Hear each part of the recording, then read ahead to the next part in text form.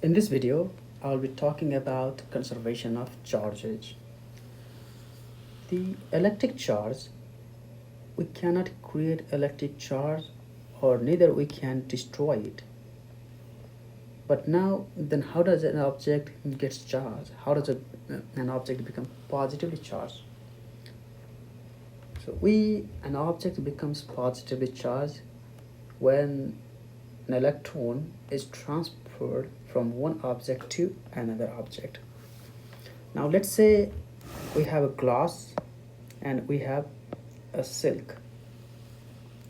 Both glass and the silk are initially uncharged. That means they are electrically neutral. What does it mean? That means the total number of protons in the glass and the total number of electrons in the glass is exactly equal. The same thing in the silk. The total number of protons and the total number of electrons in the silk is exactly equal. So they are uncharged. So before rubbing against each other, both glass and the silk are electrically uncharged. So the total number of charge is exactly equal to 0. They do not have any charge at all. Now what we do now, we rub against each other.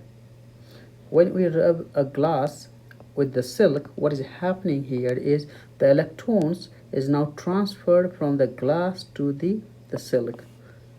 There's now a transfer process. So during the transfer, the electrons are transferred from the glass to the silk. Now what happens now? So as the electrons have now transferred from the glass to the silk will have more electrons than the number of protons. And as the electrons have transferred from the glass to the silk, it will have more protons than the electrons. It does have now excess of protons and the silk will have excess of electrons. Both the glass and the silk now becomes charged now. So the glass becomes positively charged and the silk becomes negatively charged. But now if you look the glass and the silks together, the total number of positive charge the glass has, exactly the same amount of charge the silk has. If we now combine these two charges, it is exactly equal to 0. Here now let's say this one has a positive 6 coulomb charge or 6 charge, and this one has the negative 6 coulomb charge. The total number of charge is still equal to 0. So we have neither created electrons nor destroyed electrons. What we have simply done is transfer the electrons from the glass to the silk by a rubbing process. The total number of charge is still the same. We have simply transferred the electrons from the glass to the silk. This is called the conservation of charge. Again, what is conservation of charge?